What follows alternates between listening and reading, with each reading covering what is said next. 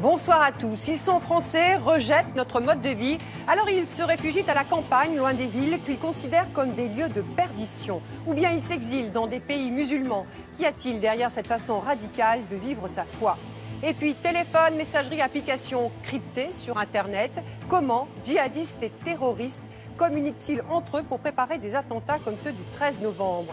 Est-il possible de surveiller leur communication? C'est une enquête inédite. Tout de suite, cet autre sujet consacré à l'actualité autour des attentats. Comment les terroristes qui ont frappé le 13 novembre dernier ont-ils pu échanger, communiquer, préparer leurs attaques sans que leur communication ne soit interceptée? Désormais, grâce à de nouvelles technologies, leurs messages sont souvent cryptés, parfois très compliqués à déchiffrer.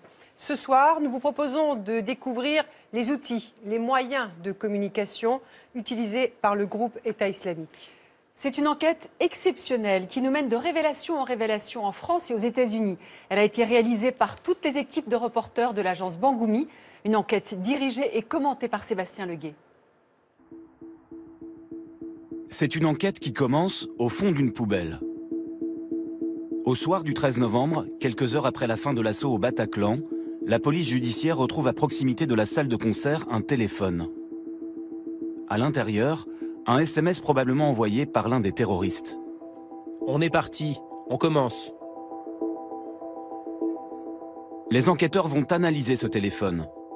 Grâce à lui, ils vont reconstituer une partie du déroulement des attaques de Paris. En premier lieu, l'itinéraire, le déplacement de certains terroristes.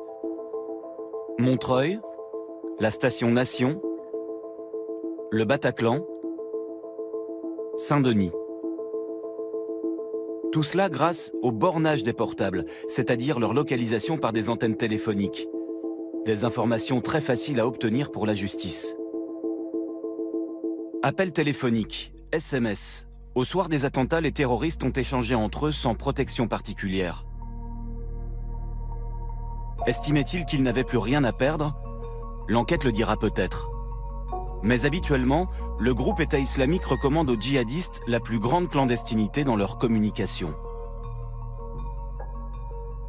On a échangé des mails sans jamais s'envoyer de mails. Nous allons enquêter sur les moyens et les outils qu'ils utilisent pour échanger des informations et parfois préparer des attentats. Téléphone, mais pas seulement. Ils peuvent utiliser des techniques très sophistiquées, comme des clés de cryptage que les enquêteurs ne peuvent pas déchiffrer. Sur les techniques connues, une clé de 2048 bits, ça prendrait plusieurs années à plusieurs siècles. Voilà. Ils ont aussi recours à des applications disponibles pour tous sur Internet.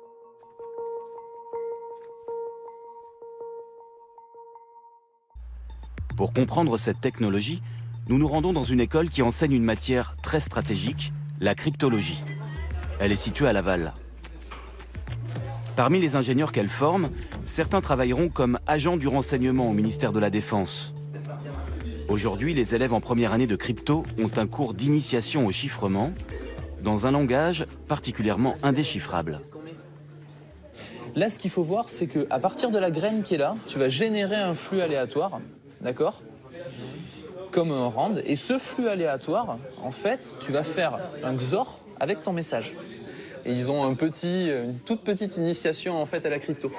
C'est-à-dire la crypto? Voilà. C'est le moyen de chiffrer un message, c'est-à-dire rendre un message incompréhensible. Admettons qu'ils ont envie d'envoyer un message à un collègue et il faut que personne ne comprenne le contenu de ce message à part le collègue. Bah, c'est ça la crypto. C'est un moyen de faire ça. C'est des pointeurs. Imaginez une carte postale. Un message est écrit et il est transformé en code illisible avant d'être posté. Le message redevient lisible quand le destinataire reçoit la carte. Cette baguette magique, c'est ce qu'on appelle une clé de chiffrement. Plus elle est puissante, plus elle complique le cryptage du message. Cela revient à glisser la carte postale codée dans une enveloppe, puis dans une autre enveloppe, et encore une autre, avant de poster le message. À ce propos, Sid Ahmed Glam avait des instructions très précises de son commanditaire.